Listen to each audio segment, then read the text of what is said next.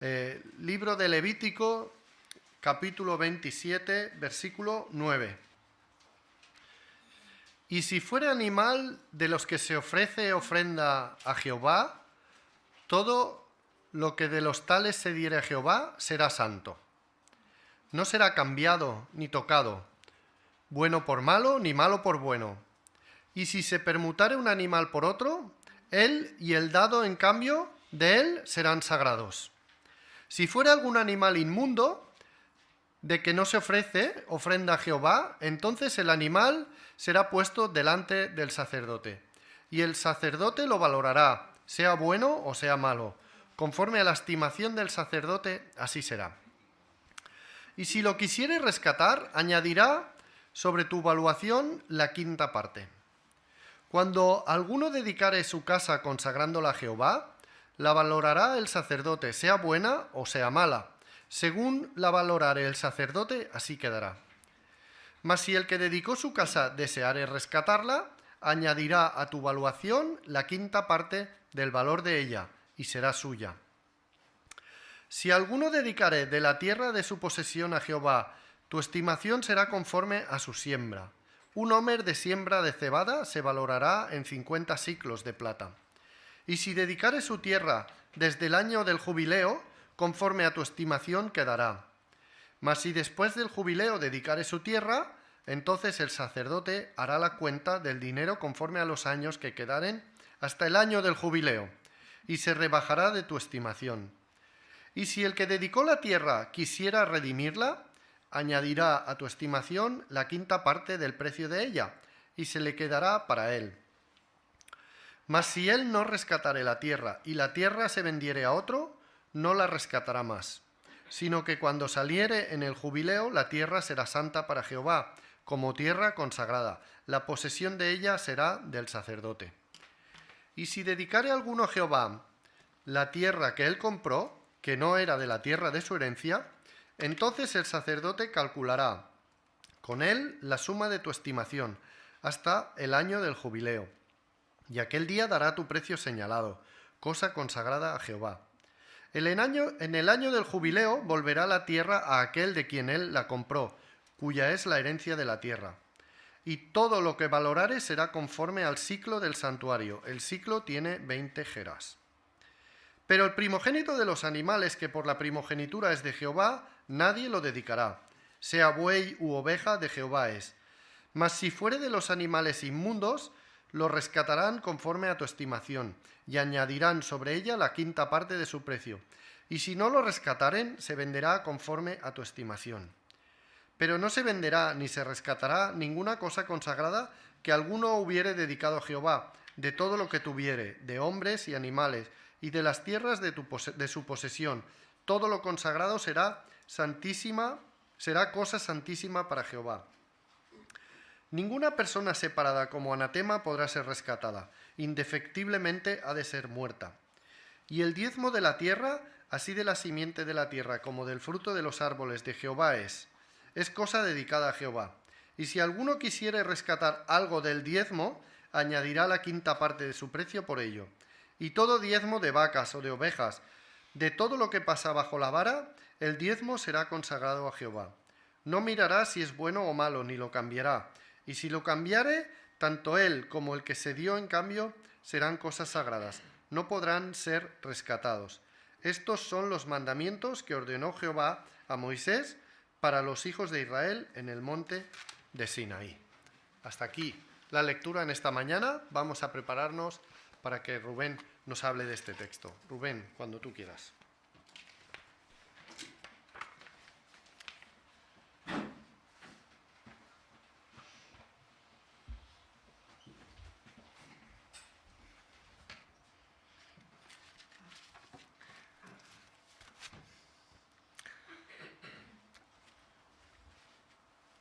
Así como trasladaréis los saludos a la iglesia de Montornès, recibid los saludos de la iglesia de Montornès.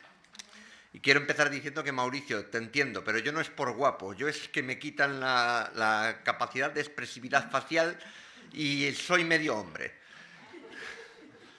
no sé, debo ser descendiente de italianos porque entre que si me atan las manos y me tapan la cara, no transmito lo que esto. Bromas aparte, le he pedido a Gaby que leyera este texto porque vamos a tener una serie de consideraciones que algo ha salido en esta mañana en una lectura acerca de los votos y varias palabras más que han surgido en este tiempo. Pero antes de nada vamos a encomendarnos en las manos del Señor y luego continuamos.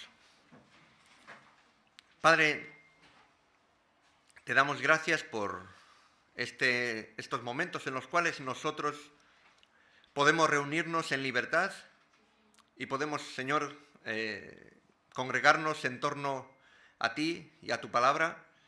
Y te rogamos, Señor, que tú nos hables. Y te ruego especialmente que mis hermanos no me miren a mí, sino que vean tu Espíritu Santo hablando a través de tu palabra. Así que nos encomendamos en tus manos para que seas tú quien toques nuestro corazón, nuestra mente, y nos ayudes, Señor, a aplicar lo que veamos en tu palabra. En el nombre del Señor Jesús. Amén.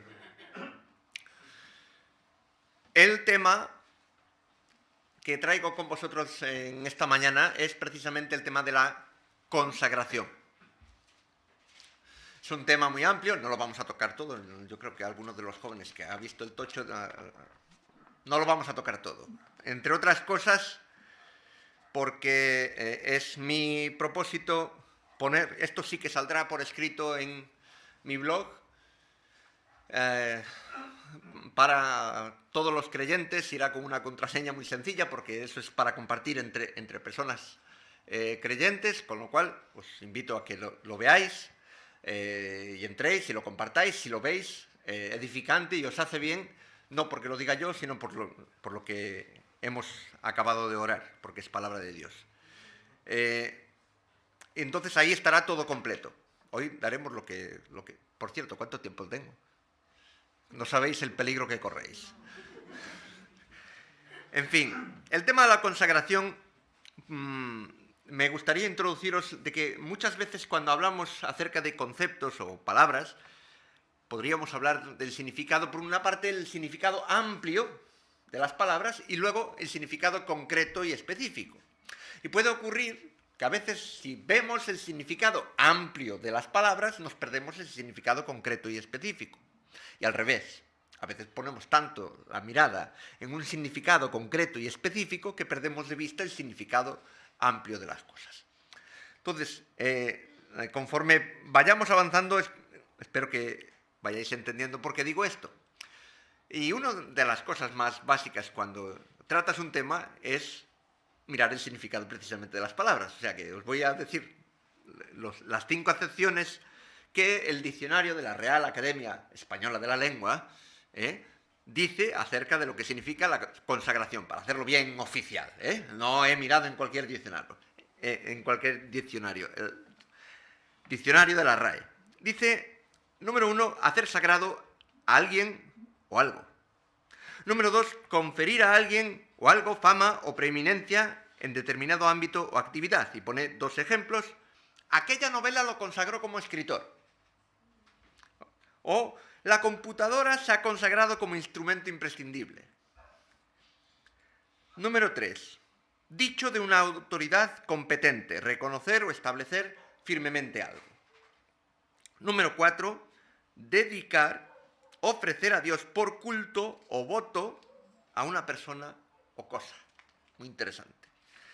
Número 5. Dedicar con suma eficacia o ardor algo a determinado fin. Ejemplo, consagrar la vida a la defensa de la verdad.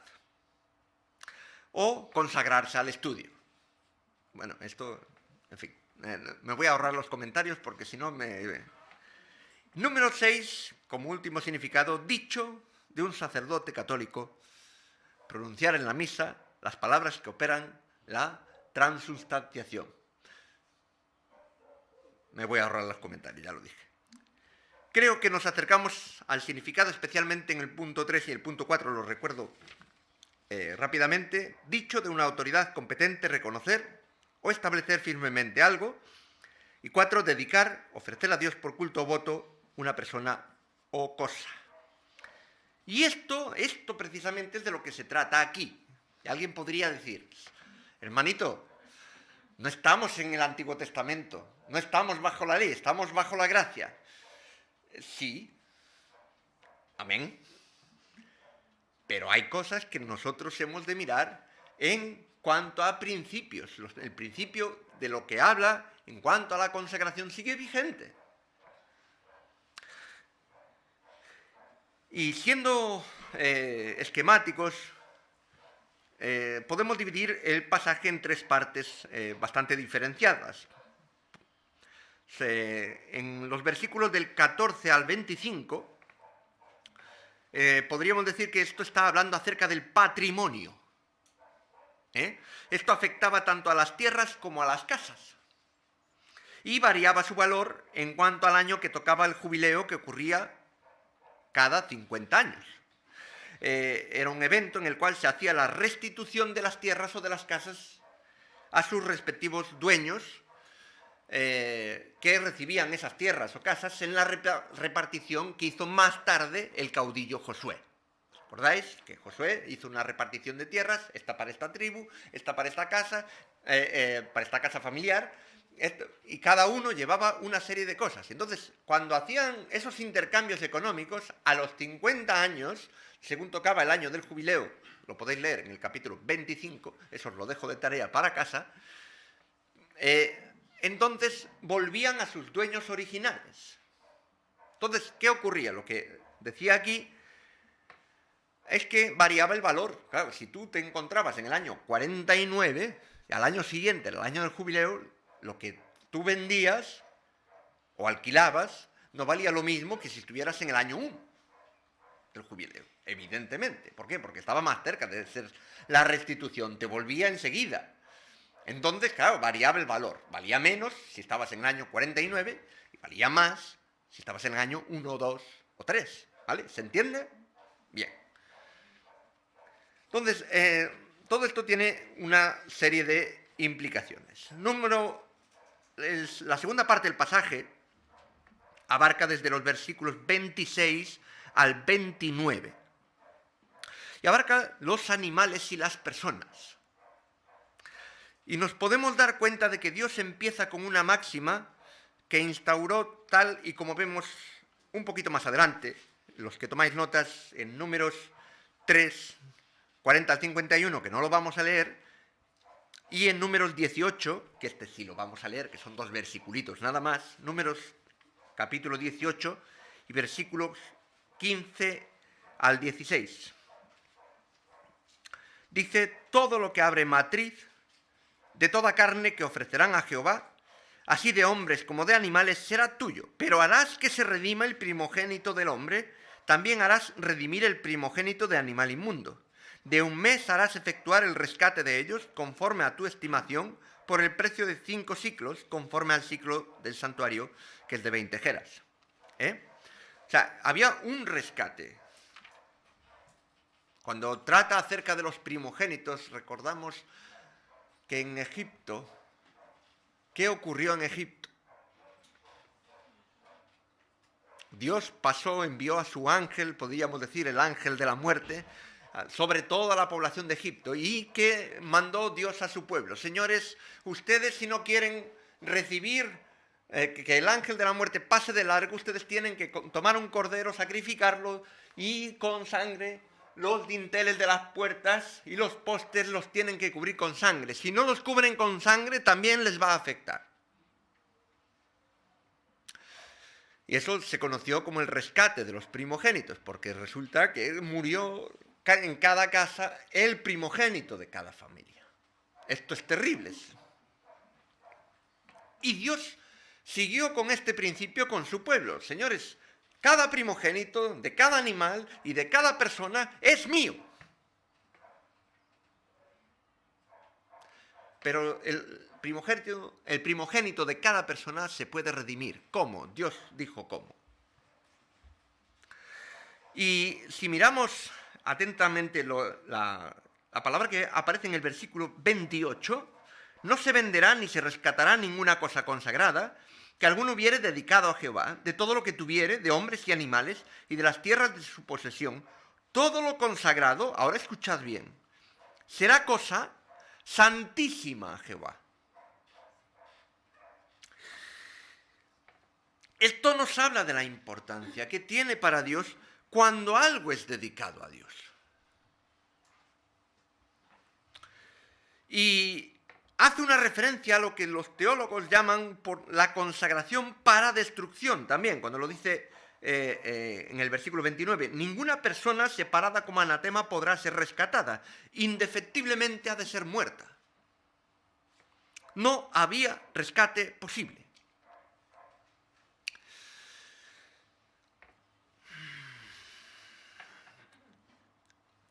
Cuando Dios habla, no habla por hablar.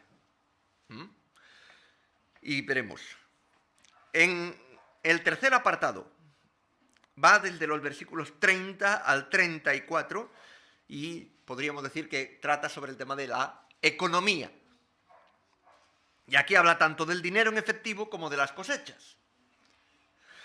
Y establece unos principios de rescate que nos da la pista de que esto para Dios también es muy importante. Y nos debe de llamar la atención que haga tanto hincapié en tan diversos aspectos. Y por llamar vuestra atención, en el versículo 31, si alguno quisiera rescatar algo del diezmo, añadirá la quinta parte de su precio por ello. No sé si habéis notado que cuando Gaby estaba leyendo, siempre hacía referencia a la quinta parte. Si quieres rescatar algo, tienes que añadir una quinta parte de su valor. O sea, lo que vale más una quinta parte. Si vale, yo no soy un buen matemático, en este sentido yo soy más de letras. Pero si lo dividís por 5, pues una de las partes tenías que añadirlo, ponerlo tú de tu bolsillo. No recuperabas el precio, perdías. Entonces, claro, alguien podría pensar, sabéis que los judíos en el sentido económico son muy peseteros. Y siempre estaban mirando a ver cómo... aquí en España tenemos un dicho, echa la ley, echa la trampa. Y los judíos eran muy, en este sentido, miraban mucho por el tema económico. Y cuando decían, oye, pero entonces me saldrá más caro. Claro, es que de eso se trata.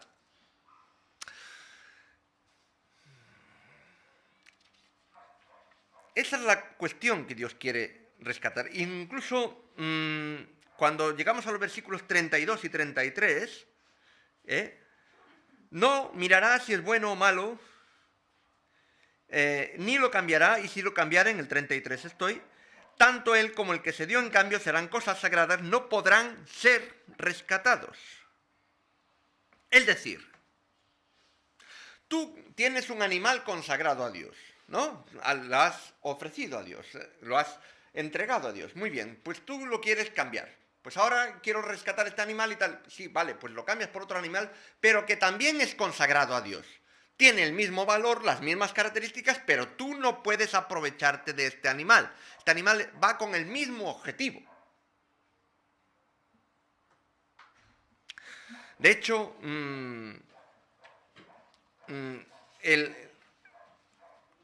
la frase final es contundente y lo podríamos resumir de una manera. Señores, no se negocia.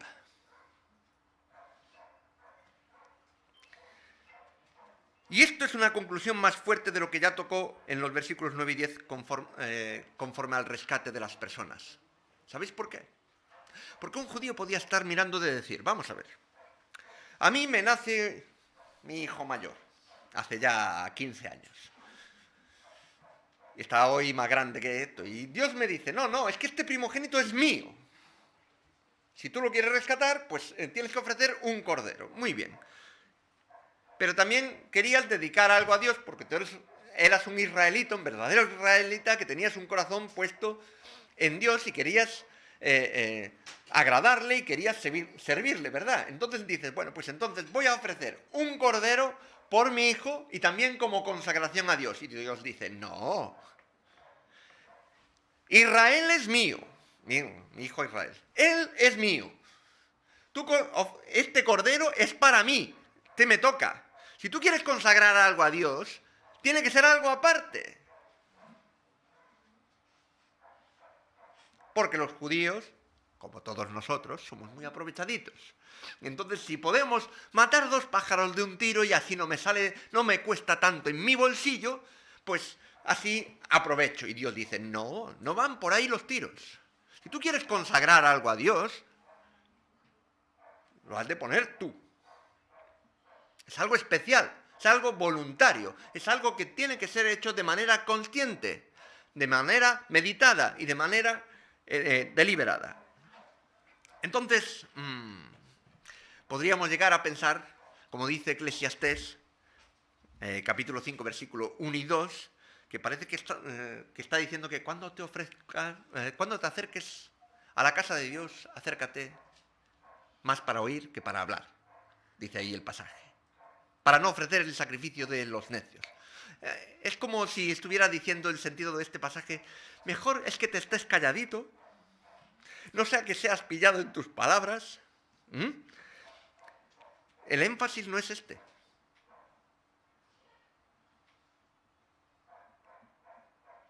El énfasis es que lo que Dios quiere que entendamos es que la consagración o los votos son muy importantes para Él.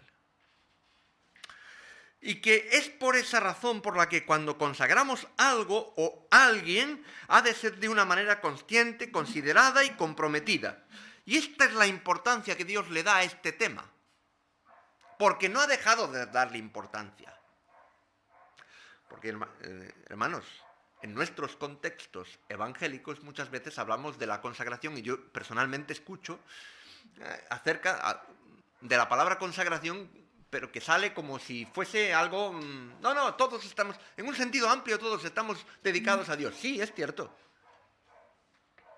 Para hay otro tipo de consagración cuando Dios habla que es específica, que es concreta y que no se hace a la ligera. Mirad, los diferentes elementos que Dios pone aquí abarcan 2 puntos. Es para un servicio u objetivo concreto y específico, y es por un tiempo determinado y pactado o de forma permanente. Esto es lo que Dios está hablando aquí acerca de la consagración.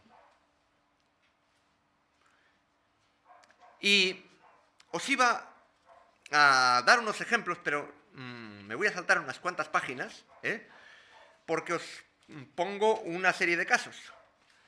Pero esta serie de casos os invito a que lo leáis en el blog. Y vamos a ir a un caso que es, para mí no, lo dice la Escritura, el caso que podremos aprender muchísimo en este sentido porque es el caso supremo, que es el caso de Cristo. El caso de Cristo vamos a ver si encaja con todo esto que acabamos de ver en cuanto al tema de la consagración. Si es algo específico, si es algo meditado, si es algo... ¿Vale? Entonces, el caso de Cristo. En un primer punto, apartado y dedicado para algo concreto. Vamos a ir a Primera de Pedro. Nos vamos a mover un poquito ahí por la Biblia. Primera de Pedro, capítulo 1, versículo 17 al 21.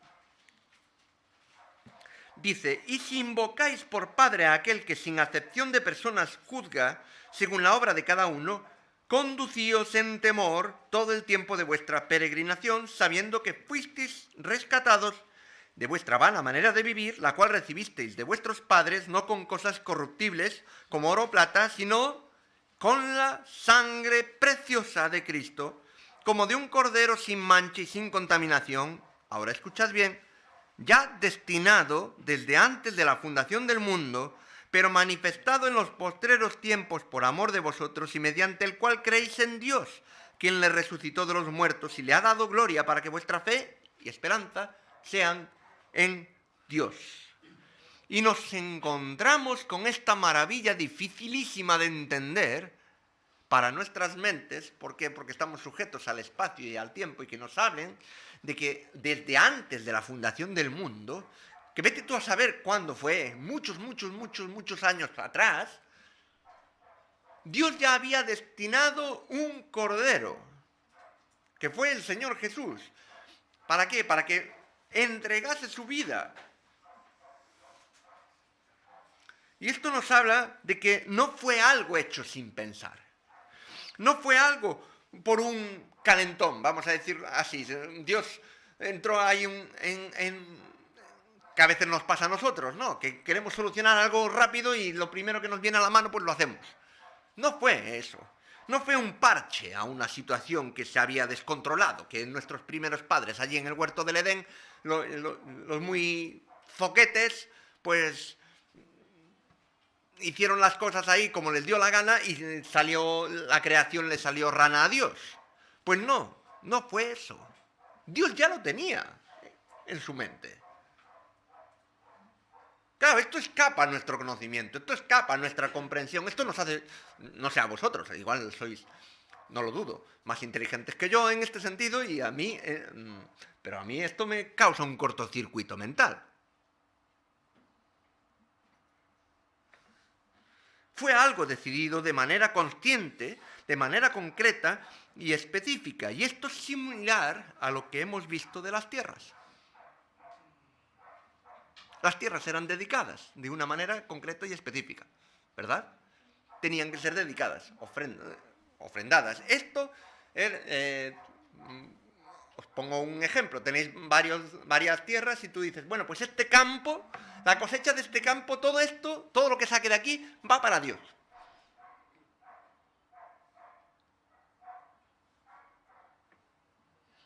Y eso era algo concreto, meditado y específico, ¿verdad? Bueno, pues esto fue semejante a lo que nos está diciendo el apóstol Pedro. Ahí, señores, hubo un cordero destinado desde antes de la fundación del mundo, con lo cual Dios ya lo señaló de una manera concreta, específica y con un propósito. Segundo punto, entregado sin reservas y por un tiempo determinado. No había cláusulas, no había condiciones que pudiesen entorpecer la entrega. Y está relacionado con lo que os pongo acerca de Ana. Ana, la madre de Samuel, el de la Biblia. ¿Qué hizo Ana? Entregó a Samuel, le pidió a Dios un hijo, ¿verdad? Le pidió a Dios un hijo y dice, Dios, si me concedes un hijo, yo lo voy a dedicar. Y cuando dice dedicar, literalmente lo que está diciendo ahí es, yo lo voy a entregar.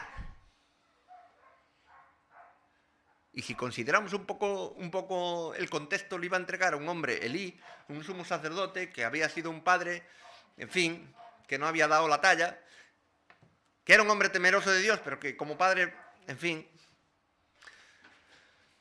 Y ella dice, yo igualmente lo voy a entregar. Ella no miró el contexto, ella estaba hablando con Dios. Y entregó a su hijo sin reservas. Allí lo dio.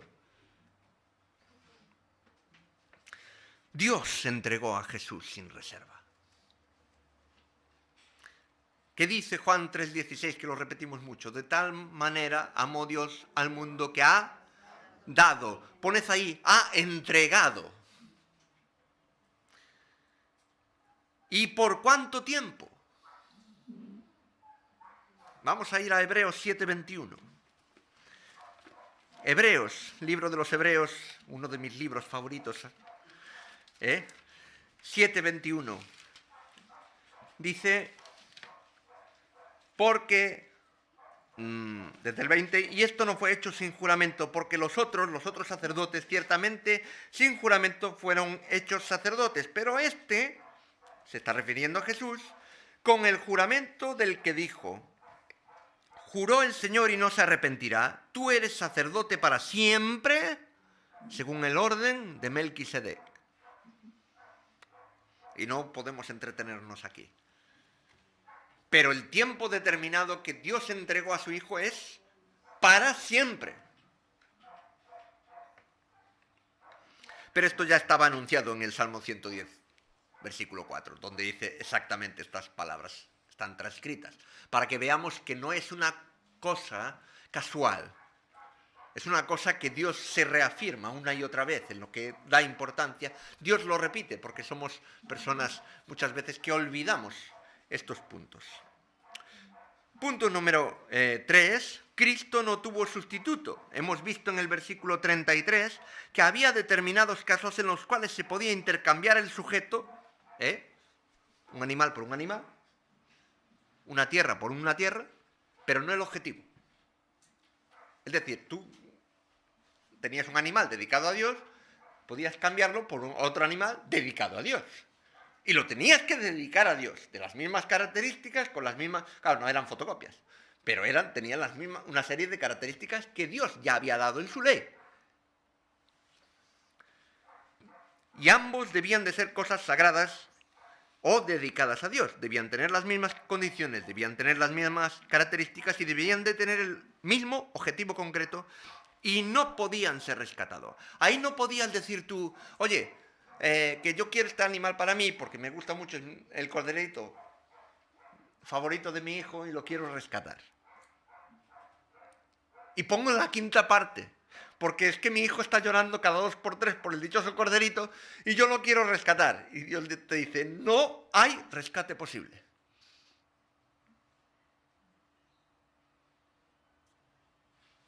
Ni aunque añadas la quinta parte, ni aunque dobles el precio, ni aunque lo tripliques. No. Muy curioso todo esto. Y muy sorprendente cuando consideramos al Señor Jesús en este aspecto. ¿Por qué? Porque no había sustituto.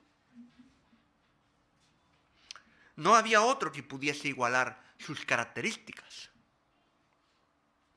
De ahí podemos comprender que el Señor le habló tan fuerte al apóstol Pedro cuando le reconvenía después. ¿Acordáis la escena? ¿Y vosotros quién decís que sois?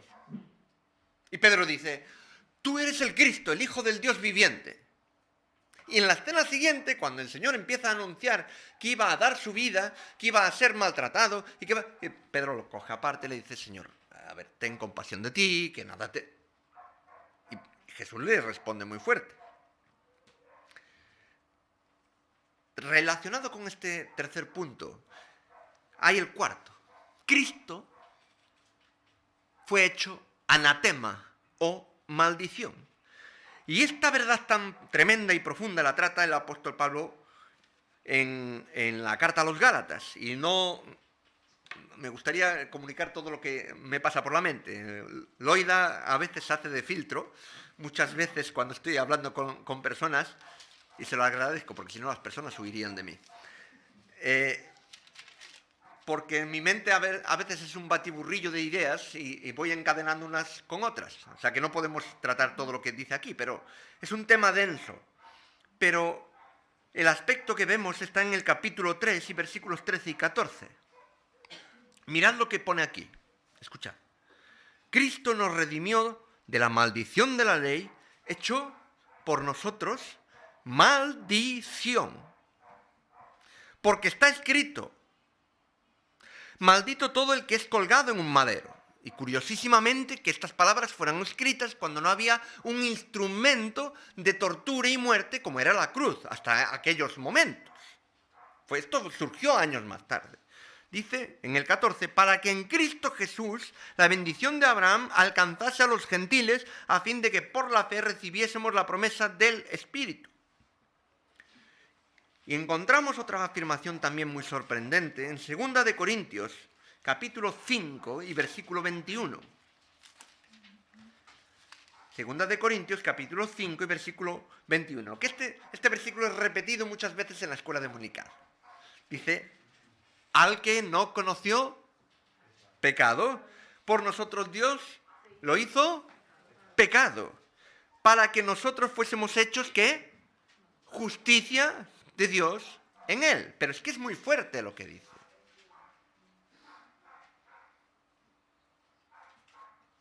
Cuando hablamos de la santidad de Dios, de que Dios es un Dios santo, que no puede tolerar el pecado, y nos encontramos con una cosa tan fuerte de que Cristo fue hecho maldición. Cristo fue hecho pecado. Es eso que Dios no soporta ni en su más mínima expresión. Pues Cristo fue hecho pecado por ti y por mí. Cristo fue hecho anatema. Y esto cobra mucho más sentido y fuerza cuando recordamos el versículo 29. Mirad lo que dice al final de nuestro pasaje base. Ninguna persona separada como anatema podrá ser rescatada. Indefectiblemente ha de ser muerta. No hay rescate posible, señores. Por eso el Señor le contestó a Pedro de aquella manera. Quítate delante de mí, Satanás, que no pones la mira en las cosas de arriba, sino en las de los hombres. Por eso el Señor, cuando oró en el huerto de Getsemaní, en grande angustia, no recibió contestación. Bueno, contestación audible, pero práctica sí. ¿Qué hizo Dios? ¿Qué hizo el Padre? Cuando Jesús oró, Padre, si es posible, pase de mí esta copa. ¿Y Dios qué hizo? Guardó silencio. ¿Pero qué hizo? Envió un ángel para fortalecerle. ¿Por qué? Porque no había rescate. No podía tener sustituto. No era posible, señores.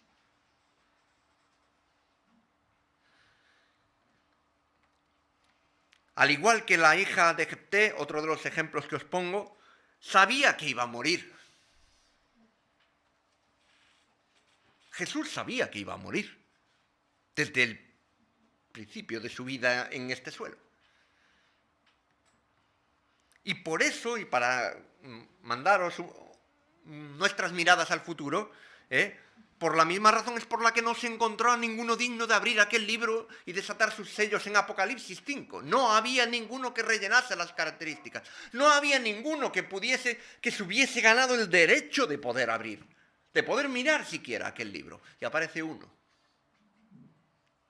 Que el ángel le dijo a Juan, no llores. He aquí el león de la tribu de Judá, y Juan se da la vuelta y ve un cordero. Porque él, como cordero, se había ganado el derecho a abrir. Ahora bien, si Dios, que es todo suficiente, es uno de sus nombres, el Shaddai, que no tiene necesidad de nada, que hizo esto de forma totalmente voluntaria, de forma totalmente decidida, de forma totalmente concreta, es normal que se ponga muy serio cuando habla de consagración. Es normal, entre otras cosas, porque él hizo la consagración más grande de todas. Y es por eso que en un sentido amplio todos hemos de consagrarnos a Dios. Es cierto, en un sentido amplio todos hemos de consagrarnos a Dios. Pero también vemos que él se pone serio cuando habla de consagración específica, concreta, consciente y determinada en el tiempo, debidamente meditada y de forma voluntaria, y que no se debe de tomar a la ligera. ¿Por qué? Porque Dios no se lo tomó a la ligera. Cuando Dios hizo la consagración más grande de todas, no fue un parche, lo hemos dicho, no fue algo que dijo, bueno, pues vamos a poner aquí algo de solución para ver si podemos hacer... No. Dejó todo hilado. No me gusta mucho la frase porque hace alusión a esto, pero dejó todo atado y bien atado, en el sentido de que no hay ningún detalle, ningún resquicio que puedas decir, aquí ha fallado. No.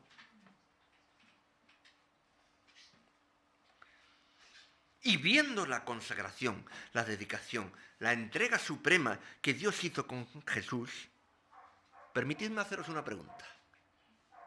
¿No deberíamos de plantearnos que la consagración es una consecuencia lógica, directa y razonable? Pregunto,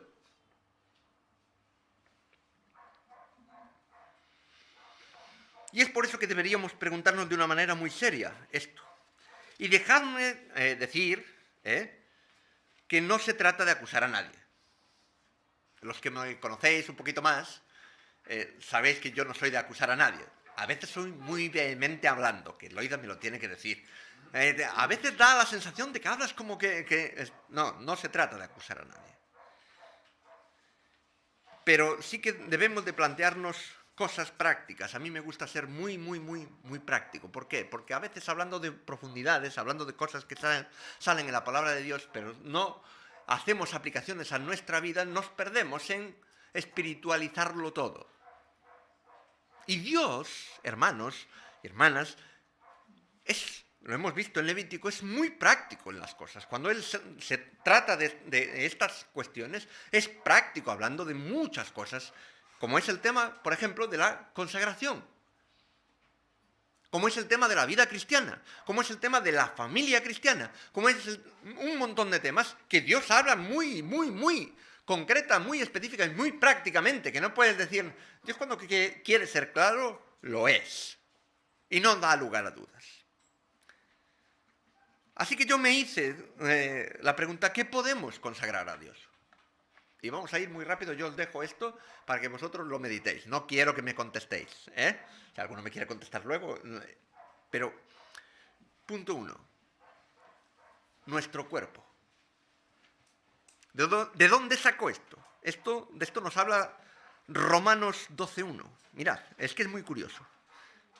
Romanos capítulo 12, versículo 1. Dice, así que hermanos, os ruego por las misericordias de Dios que presentéis, ¿qué? Vuestros cuerpos en sacrificio vivo, santo, agradable a Dios, que es vuestro culto, ¿qué? Racional. ¿Y eso qué quiere decir? Lógico. Muy bien. Es lógico, hermanos, que presentemos nuestros cuerpos, esta que es la parte más visible de nuestra vida. Porque decir que yo quiero entregar a Dios el alma, yo quiero entregar a Dios el espíritu, eso está muy bien. Y lo que ven el resto de la gente, ¿qué es? Lo que hacemos, lo que somos, lo que tocamos, lo que hablamos, lo que escuchamos. Y Dios quiere tu cuerpo. Y el mío.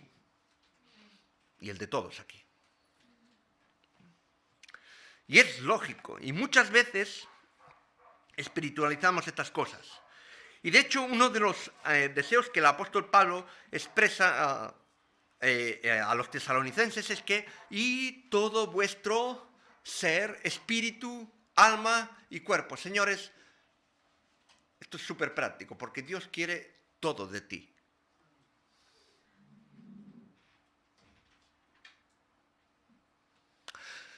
El alma, la mente, claro que Dios la quiere, es evidente. Somos seres racionales, Dios nos ha creado así. El espíritu, que es lo que Dios, con lo que Dios se comunica, recordamos otro pasaje en Romanos que dice que el espíritu de Dios da testimonio a nuestro espíritu ¿de qué? De que somos hijos de Dios. Es el canal de comunicación. Pero Dios también quiere nuestro cuerpo, lo que hacemos, lo que somos. Y ahí hay tema, mucho tema. Otra cosa que pensaba, nuestro tiempo.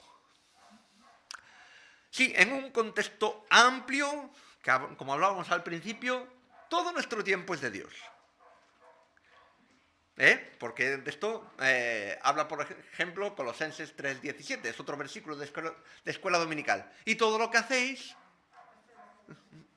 ¿verdad? Todo lo que hacéis sea para la gloria de Dios. Sí, vale. Este es el sentido amplio. Permíteme preguntar, ¿has pensado dedicar algún tiempo específico y determinado para Dios de manera consciente, concisa y concreta?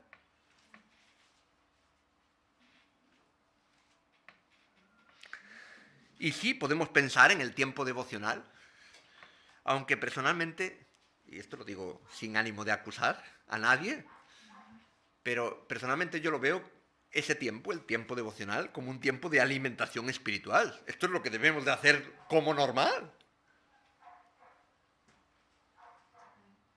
Pero creo que hay que, o deberíamos de plantearnos alguna vez si Dios quiere algo o desea algo de nuestro tiempo más específico y más concreto, dedicado a Él.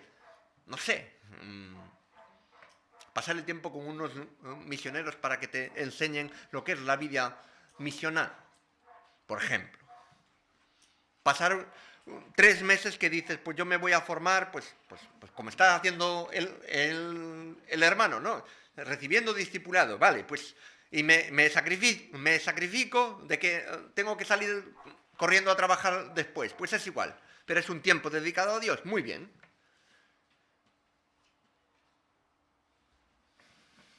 No sé, yo abro campo, aquí también hay mucho para dar. Punto número 3. Esto hace mucha pupa, nuestros hijos, a los que somos padres, claro. Y no es solamente, no sé si lo hacéis aquí, pero en Montornès tenemos, cada vez que nace un niño o una niña, un bebé, es presentado al Señor, ¿no? A similitud de lo que encontramos como el Señor era presentado, ¿vale? Pero no es solamente presentarlo al Señor en un culto formal, sino también de una manera específica. Y tiene un componente de renuncia. Lo siento ser tan claro, pero sin lugar a dudas. Aunque esto sería motivo para otro estudio, esto se mete a nosotros como padres, ¿sabéis por qué? Porque nos coloca en una situación que escapa a nuestro control. Y aquí normalmente suelen sufrir más las del género femenino que las del género masculino, normalmente. ¿Por qué? Porque una madre pasa 9 meses con la criatura dentro de su vientre y lo siente. Los hombres no tenemos ni idea de lo que es eso. Y lo sienten, cómo se va desarrollando, cómo le da patadas, cómo tal, y ahora está de esta manera, y ahora se me mete aquí en las costillas. Claro, tú ves que tu hijo, tu hija, se va haciendo mayor, va tomando decisiones y todo esto, y es duro. Pero si consagramos a nuestros hijos todavía es más duro en el sentido de que tú puedes entregarlo a Dios. Y hay 2 tipos de consagración. Una la viví en persona. Bueno, yo no, mi madre sí. Antes de convertirme. Mi madre llegó un momento en que forma parte de mi testimonio personal, esto lo contaré otro día, pero yo discutía más con mi madre que con mi padre. Porque los padres es otra historia.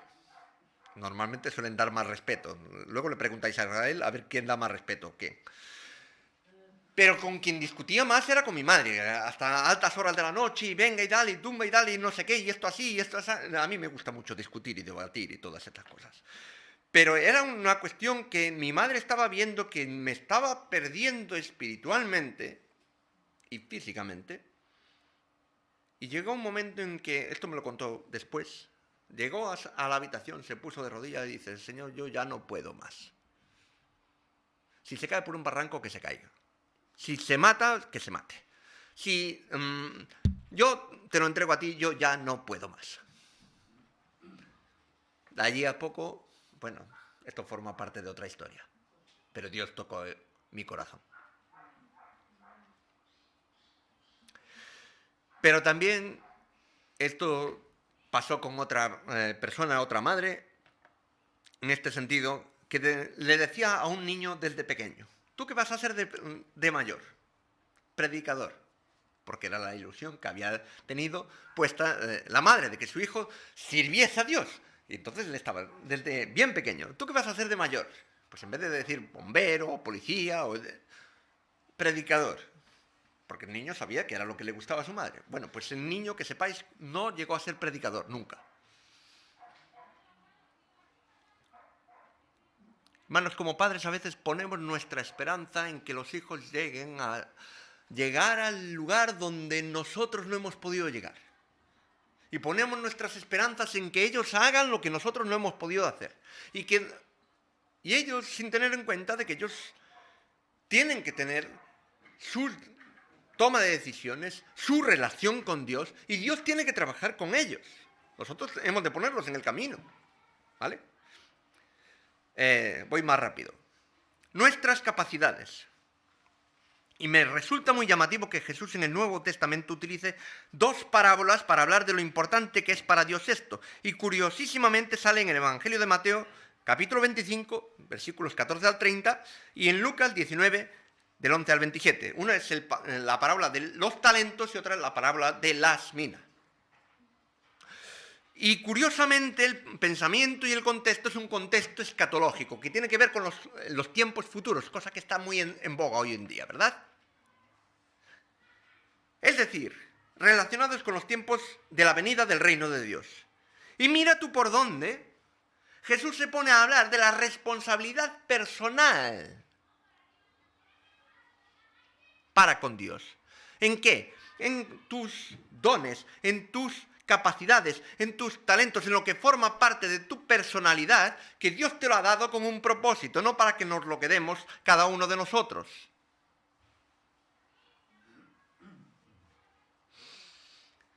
Y precisamente relacionado con los tiempos futuros. Y hermanos, yo no quiero entrar en una cuestión de escatología en el sentido de qué corriente teológica tenemos en este sentido.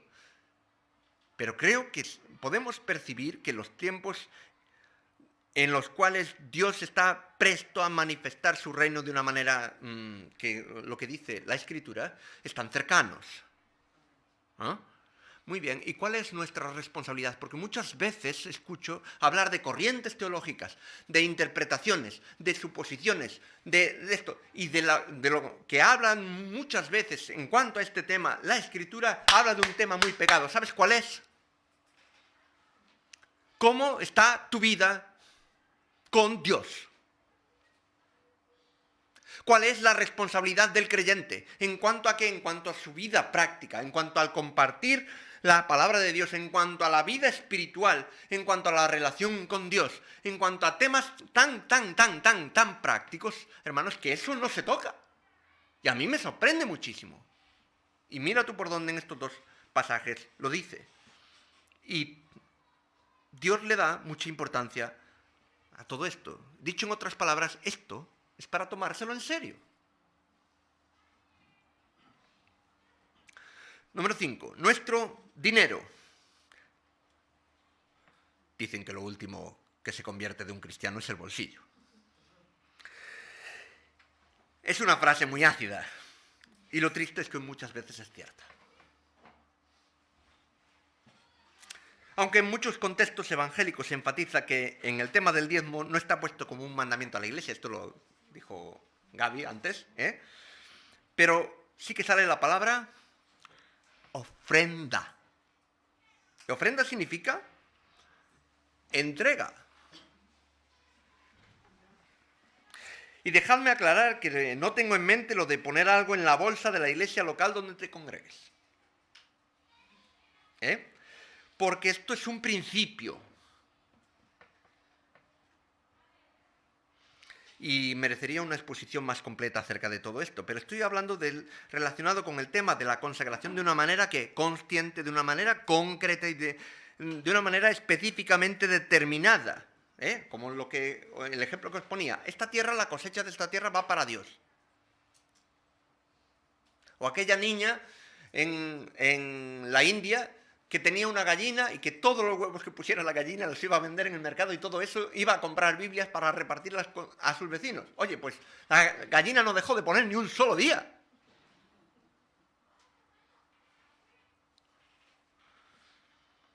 Nos hemos planteado de manera seria, consciente y dedicada a dedicar cierta cantidad de dinero para algo concreto para Dios. Y lanzo la pregunta, y eso es una cuestión tuya con Dios. No te estoy pidiendo nada ni te estoy indicando que hagas nada. Forma parte de tu relación con Dios. O sea, y tenéis pastores que os pueden orientar mucho más. Pero Dios es práctico también. Por eso os lo pongo. 5, nuestro hogar. Vamos terminando, no os canséis. Con hogar, entre comillas, me estoy refiriendo de una manera específica al lugar donde vivimos. Casa, piso, habitación, caravana o tienda. Anda, que hay elementos ahí para vivir, Bueno, Loida le decía algo ahí a su abuela cuando estábamos para casarnos. Nosotros nos vamos a ir a vivir debajo de un puente. La abuela se ponía, vamos, esto porque la veía capaz. Es donde hacemos nuestras comidas, donde hacemos nuestros descansos, donde hacemos nuestras actividades propias del hogar, ¿no? Donde este lugar de refrigerio que queremos ir después de una jornada de trabajo, que llegas cansado o cansada y llegas a casa y lo que quieres es echar una pierna para Francia y otra para Italia y aquí lo que el mundo pase, pues a mí me es igual, yo haya llegado a casa. Y es evidente al leer las Escrituras que Dios da una gran importancia al hogar. Porque si vemos en el Antiguo Testamento la expresión edificar casa, no se está hablando, rápidamente nos daremos cuenta de que no es solamente construir un edificio. Es algo más. Es hacer un hogar, es hacer algo que sea entrañable. En fin. Os invito a que leáis un poquito de todo esto. Y vemos también en el Nuevo Testamento que el mismo Jesús utilizó el hogar de una manera deliberada y habitual, en donde en la vida diaria y de manera natural podía mantener conversaciones donde impartir enseñanzas que surgían sobre todo a través de conversaciones. De Jesús no tenemos, salvo el Sermón del Monte y otros fragmentos más pequeños, no tenemos grandes discursos de Jesús. No sé si os habéis dado cuenta, os habéis parado a pensar un poquito esto. Jesús no era un gran comunicador, con todo el respeto, en el sentido de que sí, congregaba multitudes, es cierto, pero no tenemos grandes discursos registrados en la Escritura, salvo el Sermón de la Montaña. Eran conversaciones, surgían preguntas a los discípulos o en escenas como cuando estaban remendando las redes, y ahí Jesús aprovechó para decir referente al reino de los cielos. Y todo esto, Jesús lo utilizaba, el contexto del hogar. Y os pongo unos ejemplos. Marta, María y Lázaro. Recordamos, ¿verdad? Utilizaba esa casa porque a él le gustaba ir. Se sentía bien, se sentía cómodo. Y los tenía cerca. Muy bien. Casa de Simón el fariseo, otra escena. En casa de Zaqueo. O la misma casa del apóstol Pedro. Y el apóstol Pedro tenía una casa que le destrozaron el techo para bajarle un paralítico. ¿Acordáis de la escena? Y no vemos registrado que el apóstol se para a mirar el techo. ¡Ahí va! ¡Mi casa! De hecho, esto fue continuado por los apóstoles en el Nuevo Testamento y vemos que los hogares fueron puntos muy importantes, tanto a nivel de evangelización, Cornelio, tanto de enseñanza, Aquila y Priscila, con Apolos, e incluso de reuniones de comunidades e iglesias locales. Y, curiosamente, los apóstoles hay una enseñanza muy importante que hoy en día está un poco diluida, pero muy concreta acerca de la hospitalidad. Y os voy a dejar dos pasajes, que uno es Hebreos 13, 1 y 2, y ya estamos terminando. Hebreos 13, 1 y 2, que dice: permanezca el amor fraternal, no os olvidéis de la hospitalidad, porque por ella algunos sin saberlo hospedaron ángeles. Y el apóstol Pedro dice en el capítulo 4, versículo 9, hospedaos los unos a los otros sin murmuraciones. Fíjate qué curioso que aquel a quien tomó su casa como base de operaciones, Jesús, da esta lección. Señores, hospédense. ¿Por qué? Porque ahí es donde surgen las relaciones. Ahí es donde puedes estar cercano. Ahí es donde puedes usar esto de una manera consagrada o dedicada a Dios. Y pongo otro punto con interrogación, porque hay muchos más puntos donde podemos considerar dedicar a Dios. Pero, conociendo el contexto sociocultural, económico, político y religioso de hoy en día, tan cambiante por otro lado, creo que cobran más importancia las palabras del apóstol Pablo y con esto voy a cerrar hoy. Pero esto digo, hermanos, que el tiempo es corto. Resta pues que los que tienen esposa sean como si no la tuviesen, los que lloran como si no llorasen, los que se alegran como si no se alegrasen, y los que compran como si no poseyesen, y los que disfrutan de este mundo como si no lo disfrutasen, porque la apariencia de este mundo se pasa. Hermanos, traigo este tema porque creo que es más urgente hoy que nunca.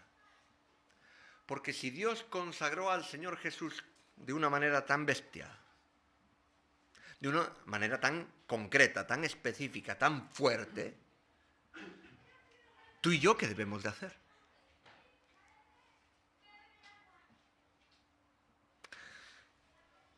Y creo que, aunque he lanzado aquí algunas sugerencias, esto forma parte de la relación personal con Dios que tú tienes o debes de tener. Porque Dios no va a pedir que consagres lo mismo a ti que a mí.